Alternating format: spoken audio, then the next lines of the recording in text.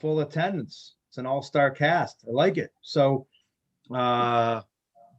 without further ado, let's get these all-stars a chance to vote on some capital improvements. So I guess we'll call the meeting to order, right? Get Correct. started. And I'll do the roll call. Thank you. Legislator Ryan, Here. Rowley, Here. Kuhn, Here. Holmquist. I saw Kevin. Can't hear me again. Oh, yeah, he's waving. We got him. And McBride. Here. Great. Thank Okay. you. Melanie, thank you very much. So the first order of business, I would entertain a motion to waive the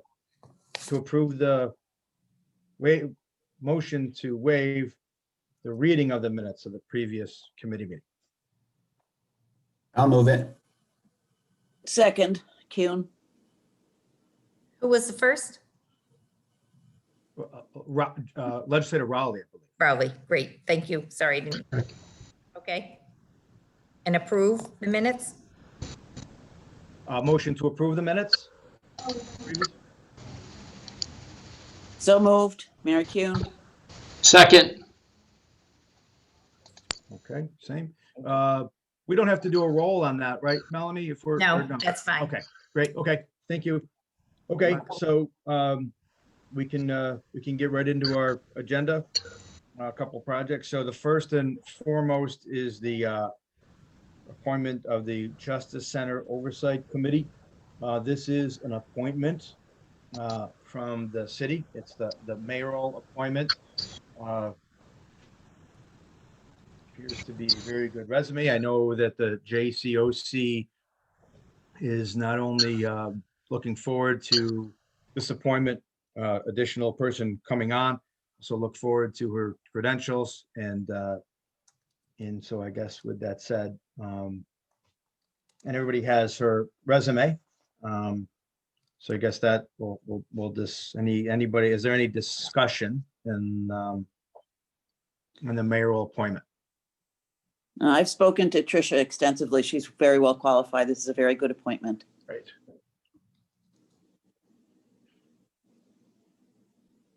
Can I speak?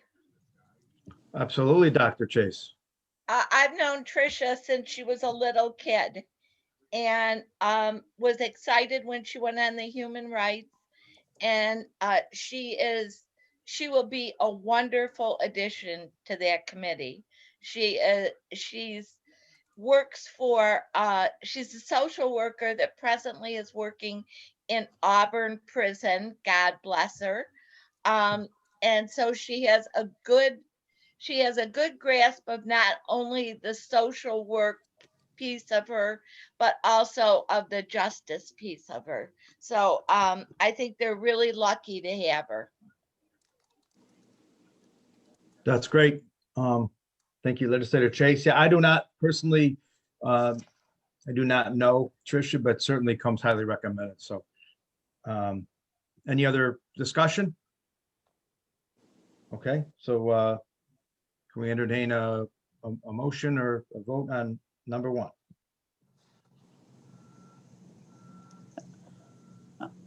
I'll move it, Mr. Chairman. Second, Mary Kuhn. Okay, motion made. Legislator Rowley, second. Legislator Kuhn, discussion. All right. All in favor?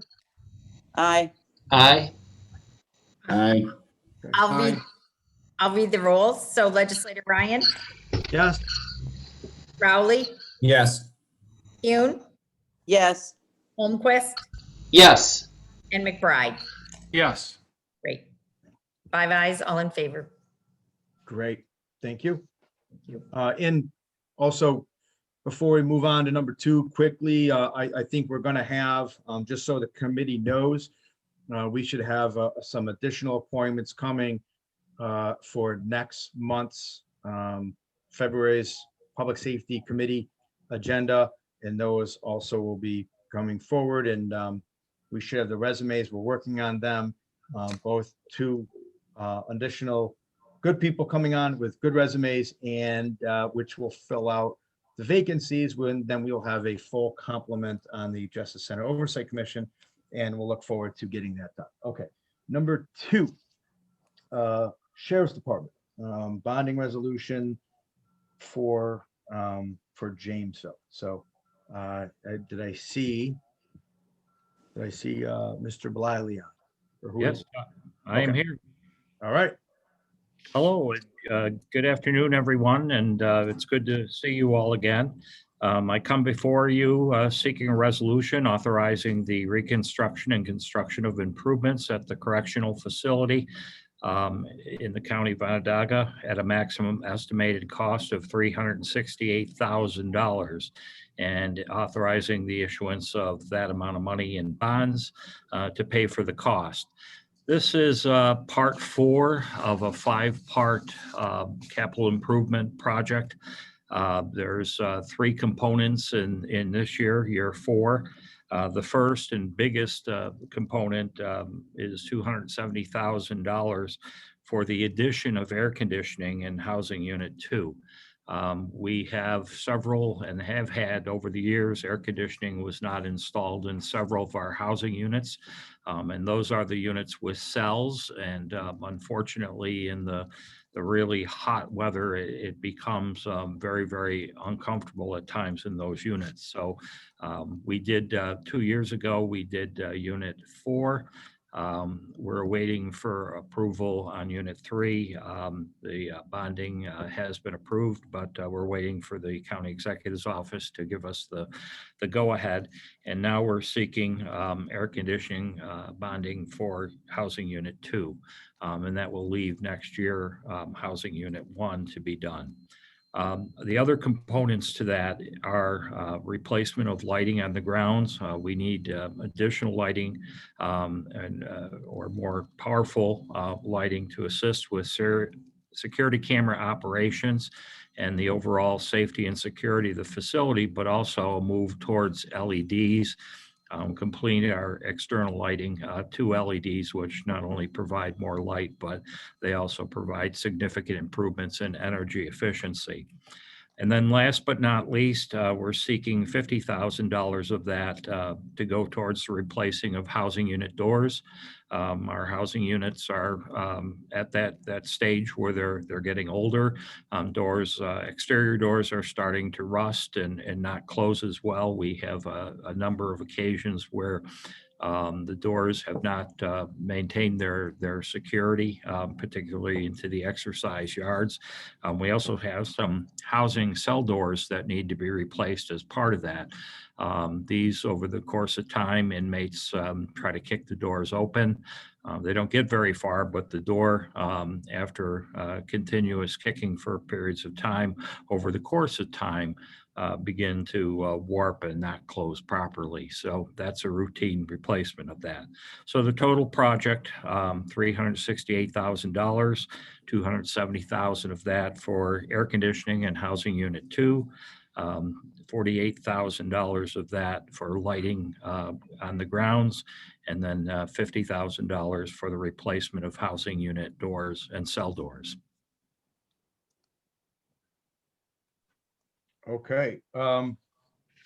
Thank you, Commissioner. I appreciate that report. Thank you. Before, I have a question when it's appropriate.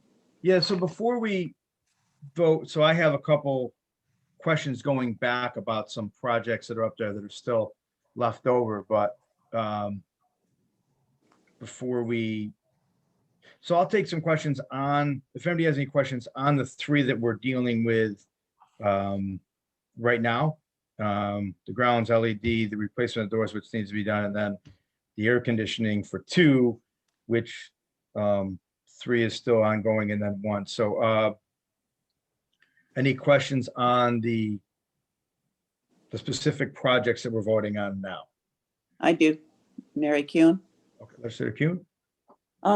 So the question I have is regarding for the air conditioning unit, which obviously air conditioning is a human right, but I'm wondering what your population is. Are all of the units being utilized currently? I had thought that population was down, and whether or not all of the units are actually being utilized to house inmates. Well, we do have a few units closed. The ones that are not air conditioning are those units that house medium to high security inmates. So we do still have to maintain classification. So it's generally the low security inmates that are housed in the air conditioned units. Those are dormitory style. The ones that we've been seeking to air condition over time are units with cells, and those are reserved for medium to high security classified inmates. And all of those units are currently occupied? That is correct. We've spread out. Our population certainly is down. We've worked with the Justice Center in attempting to balance the amount of inmates between the facilities to keep COVID down, COVID spread down. The courts, as you know, right now are not in session to the extent that we normally see. So the number of sentenced inmates coming into the facility in Jamesville is primarily a sentenced inmate facility.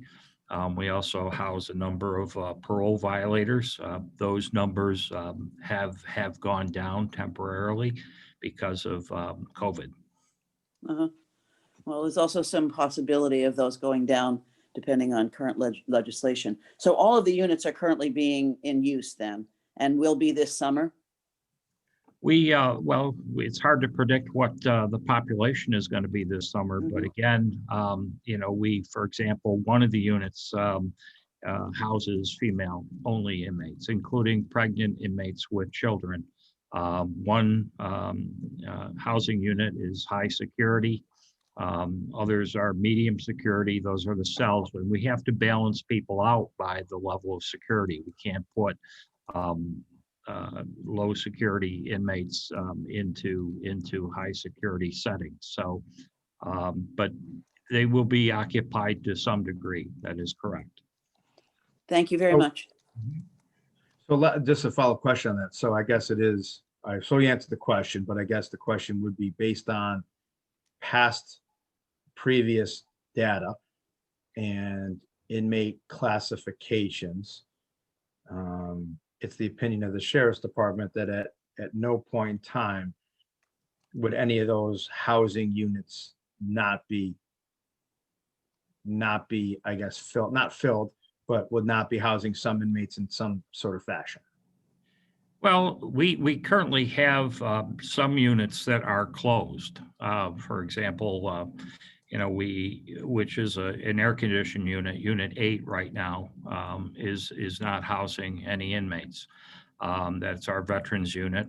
Because of COVID, we've had to make some changes in how we balance out the people. Right now, we do have units that are dormitory setting, and those, as you can imagine, and there's four bunks in a dormitory. You can imagine with COVID, that's a situation that we want to avoid. So we have been spreading inmates apart.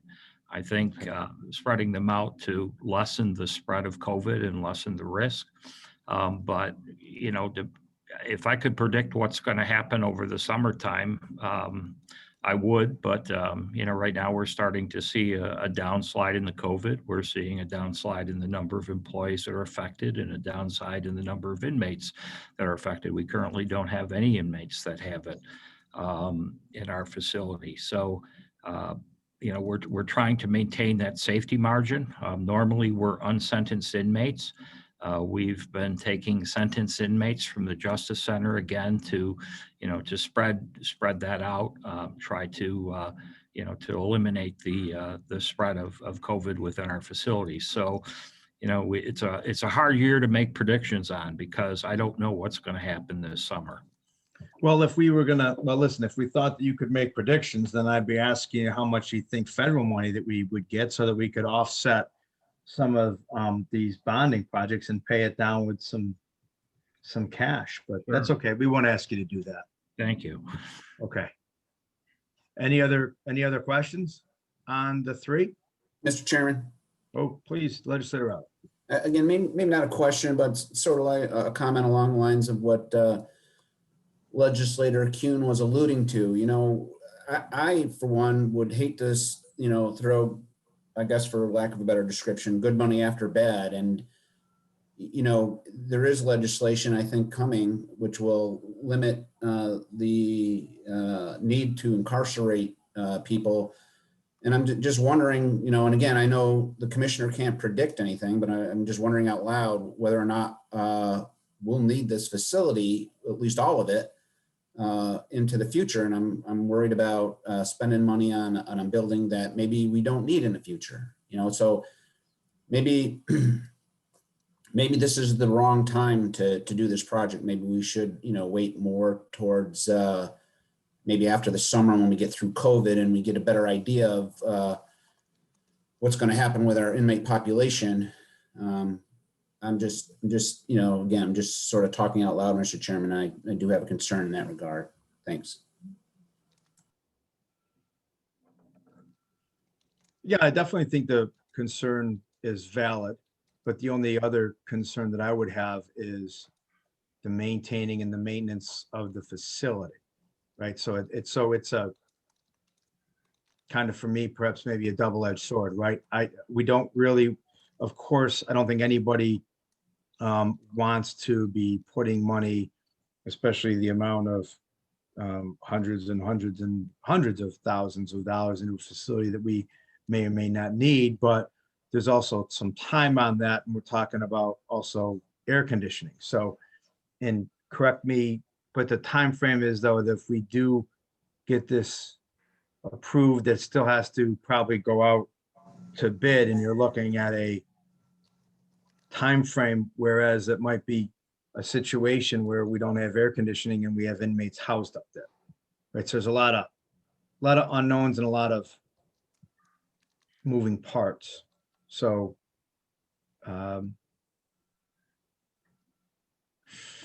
there are some things that definitely need to be addressed right now. For example, the doors have to be, you know, we have to have the ability to, you know, maintain the integrity of the security of the facility. So those are replacements that absolutely need to be made now. The lighting on the ground, certainly, from a security standpoint, maintaining this, being able to see areas of the facility on the security camera, as well as, you know, reducing the cost of operating that lighting, I think would be beneficial. So is there a way to separate these things out? So we could do one of two things. We could separate them out, or we could not take a vote. The fact that we did speak, they could go to Ways and Means, and then we could separate them out there. I mean, they're valid concerns, and if the committee has some concerns, I think that we should address them. The only problem is I just don't want to. I mean, it's a hypothetical. It's a projection as to how many inmates will have, or who's up there in the need for this housing unit or not. But I mean, there's a lot of, like I said, a lot of unknowns. Yeah. Well, you know, the other question I would have too is if this is, let's say we did approve this for air conditioning, how long does it take to get a bid out, back in, and then installed? Would they actually have air conditioning this summer? So, or would this wind up being something for the following year, which would make it easier to push this down the road a bit? So the time frame is what I'm asking. I would say, based on my experience, one of the biggest challenges in getting this done in the past has been getting an engineer. Each of our buildings has a little bit of difference, uniqueness. So each time we've had to bring in, hire an engineer to come in and do the plans and decide exactly how the air conditioning should be laid out. And that generally takes a little while, all depending on whether or not the county already has an active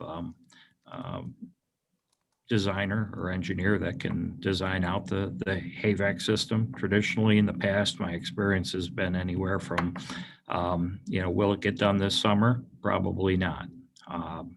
It'll probably wait until the fall or a little bit later than that. By the time the engineer comes in and does all the studies and we put bids, RFPs out and award the contract. All right, so let's do this then. If the committee is okay, let's not take a vote on it. Obviously, we can still put all of it, or none of it, or some of it onto Ways and Means, and let's see if we can have some specific questions specific to the necessity, what upgrades need to be done, where do they need to be done, potential projections for inmate populations, and the timeliness of when it's going to get done, and the lag time of when it goes out to be engineered. Is that fair? Legislator Rowley, Legislator Kuhn, or any other questions on that? No, that works for me. No, yeah, no, I'm good as well. And again, Good, okay. we could just get maybe a schematic or a narrative saying, here's each unit we have up at Jamesville. Here's the ones that are air conditioning. Here's our population, each of these buildings. Here's their capacity. And any predictions that the commissioner wants to make in terms of, population going forward, it would all be helpful. And we'll have a better, if we look at this again for theoretically in the fall, we certainly have a better sense of our budget and what's happening fiscally by the fall, especially since I would be only concerned about any human rights issue with people being stuck in cells that are steamingly hot, but it sounds like that couldn't happen anyway this summer. So I think You it's just good open the windows, right? Right. Exactly. Windows and doors, right? Yeah. Okay, so Thank we you. can, some of it, none of it, all of it, or we want to just not do the 270 and we could move to amend it and approve it, the 98,000 for the replacement of the housing unit doors and the lighting on the grounds. And amend the resolution to not include the air conditioning housing too. Or is it not? Or is that the specific question? Can we amend it right now, or are you talking about doing that at Ways and Means? We can amend it now. We would need a motion, I believe. We would need a motion to amend it, and then we would probably have to take a vote on the amended resolution. I'm not an expert on parliamentary rules, but I'm pretty sure that that's what we have to do. 2 votes. Yes. That's correct, Chris. And then you're going to want to amend to a specific amount too. Okay. So let's do that. So I would like, so how about a motion to amend it to $98,000? 270, I'm just doing the math. Well, the LED lighting for the security and the grounds to improve the lighting, which would save us, which would be more energy efficient, I think. Well, the 270 is the air conditioning, right, Chris? Yep. Yeah, that's what we're talking So about, it's right? And then- 322 minus 270, which is 52, right? Well, we would need to replace the unit doors in the cell door replacement. So Mhm. 50 and 40 is 98. Oh, gotcha. Yep. That looks good to me. Are you going to make a motion? Sure, for I that? should be, I move that we amend this to approve $98,000 instead of the full amount. Am I correct with that? Correct. Is there a second? Second. All right. Discussion? Okay, hearing none. All in favor? I'll do the roll call. Legislator Ryan, Yes. Rowley, Yes. Kuhn, Yes. Holmquist, Yes. and McBride. Yes. 5 ayes. Okay, so secondly, then we would need a motion to approve the amended motion, correct? So moved. Kuhn. Second. Motion made legislator Kuhn, seconded legislator Rowley. Discussion? Okay, hearing none. Legislator Ryan, Yes? Rowley, Yes. Kuhn, Yes. Holmquist, Yes. and McBride. Yes. Great. Before we move on, Commissioner Lee, quick question. So I just want to play catch up here for the committee. So we're good with the kitchen floor restoration done, food service delivery, carts, laundry machine, kitchen dishwasher, the new air conditioning housing unit in 4, which overran, and the new entry and the egress that we did. But we're still have still left over that we have bonded for is the ceiling replacement, which it looks like, correct me if I'm wrong, the ceiling replacement, the repairs roadways was postponed, and then the air conditioning unit in housing 3. So do we have a status and an update as to those outlying projects? Do we know when they're going to be done, and are they out for bid? The roadway repairs have been done. The only thing outstanding that I'm aware of right now is, and we're waiting for the county executive's office to give us a go-ahead on it, is Unit 3 air conditioning that was approved in bonding last year. So county executive's office asked us to hold off on it, and we're waiting for the go-ahead. So that's the only outstanding project at this point. So when we get to Ways and Means, I don't know, I don't think anybody from facilities is on. I'm hopeful that we can get an update on that project from facilities as to where we are. And the Okay. air conditioning, Unit 3? Yes. Yeah, we're waiting for the county executive's office asked us to hold off on that, and we're waiting for the authorization to go ahead. That's It's a finance question, not a facilities question. Okay. Yeah. All right. Okay. Thank you very much. Thank you, everybody. Good to see you again, and stay safe. Likewise. Thank you very much. Second, emergency communications, the 911 refresh, Vesta, and the parking lot, which we've been talking about. Nice to see this parking lot's going to get done. I believe Commissioner Corn is on, correct? Is somebody on from 911? Yep. Can you hear us? We can. I can. Okay. Okay, very good. Yep. This is Julie Korn. With me is Kevin Spraker, one of my technical folks. We should also have 2 folks, Sean Sparks and Ben Rinaldi, if they need to chime in. So we do have two proposals today. One of these is the multi-year request. That's an extension from last year. That's the Vesta one. And one is the one being proposed again, as the chairman said, the parking lot. As you know, 911 is a no-fail mission space, and we take that mission very seriously. Serving the citizens of Onondaga County requires the most current technical systems and an adequate facility to run 24/7 operations, and that's what these projects will support. So the first one regarding the replacement and refresh of the Vesta or Next Gen 911 phone system. Last year, we requested $212,000 for consultant services to assist the county with an RFP. Now we're requesting funds for the system itself. There is a change from last year. Even it's in the write-up. Even though it's in the write-up, we no longer need an RFP consultant, so we were able to save the county that money.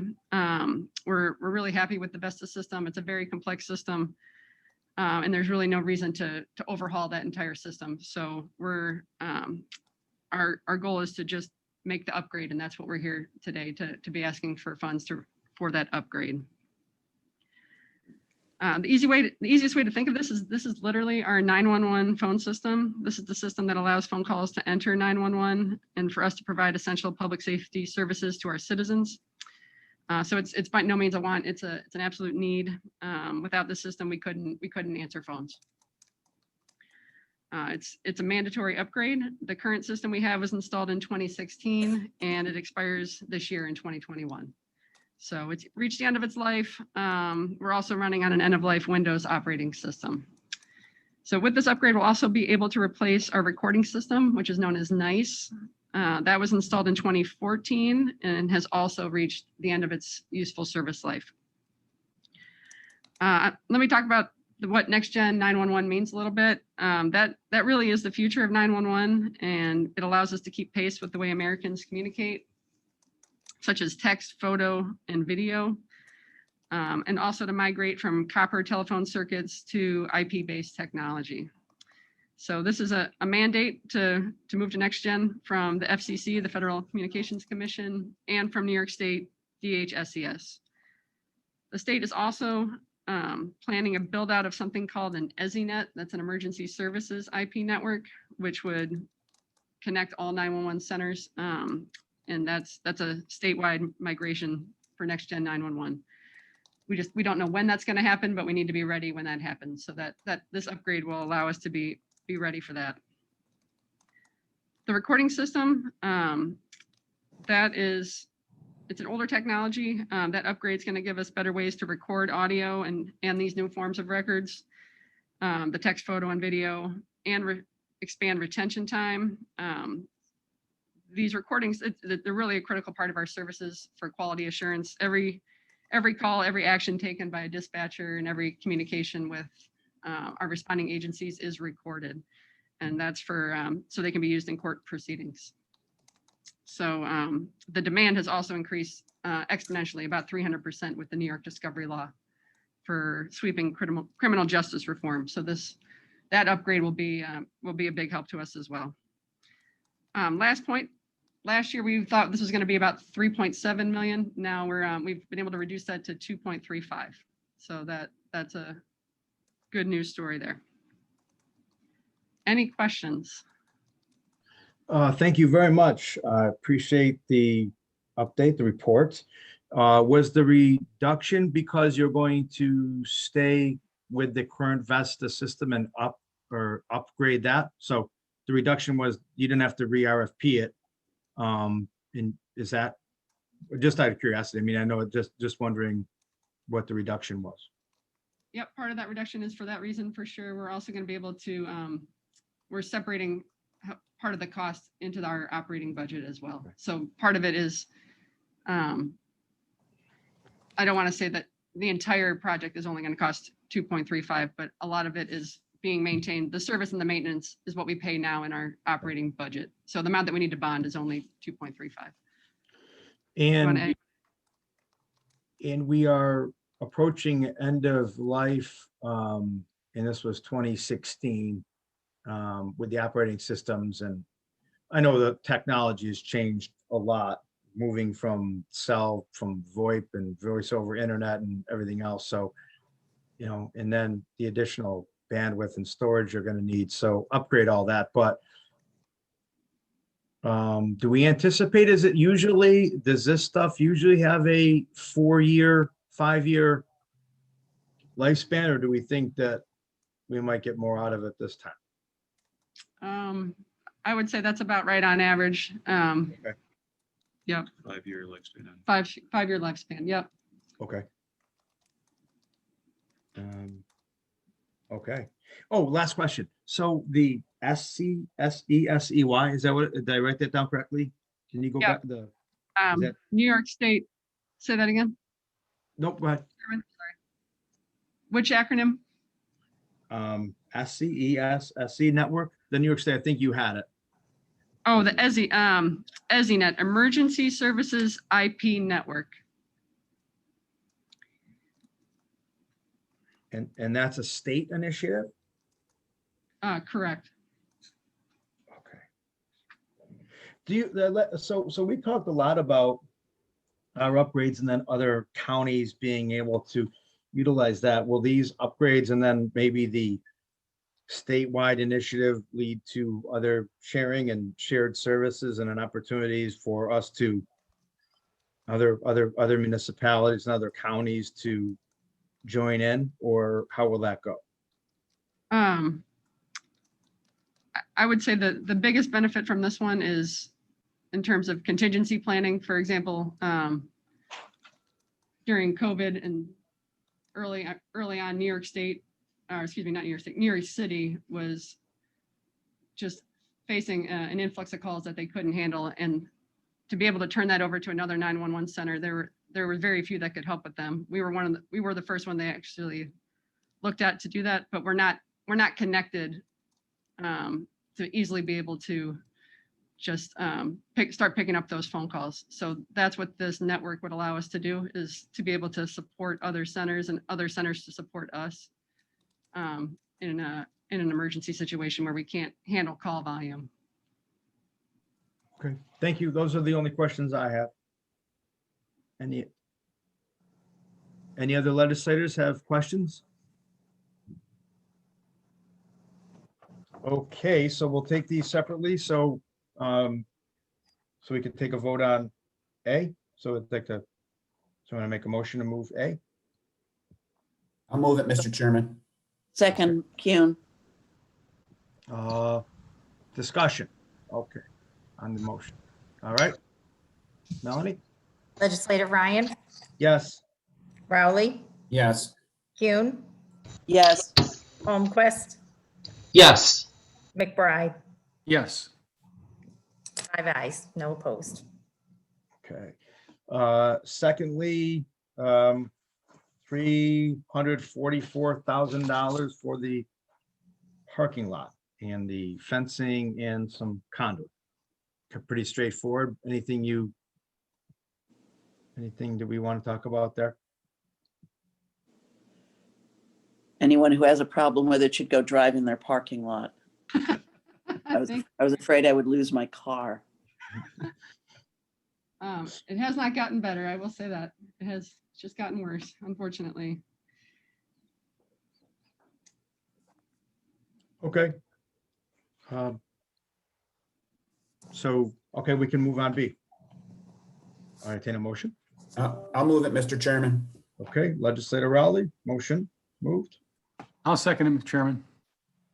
All right, Legislator McBride, discussion on the motion of the second. All right, hearing none. Melanie, please. Legislator Ryan, Yes. Rowley, Yes. Kuhn, Yes. Holmquist, Yes. McBride. Yes. 5 ayes, 0 noes. Okay. Great. Thank you. Great meeting. Like I said, we'll talk about the JCOC coming back next month, and we'll get some other ideas, and we gotta probably talk about maybe end of first quarter, get some financials, maybe in the March meeting, the sheriff's department coming in like we normally do, and or any other departments that we need to have come in. So any other questions, any other business before the committee? Okay. Thank you, everybody. Here, take a motion to adjourn. So moved. Legislator Kuhn,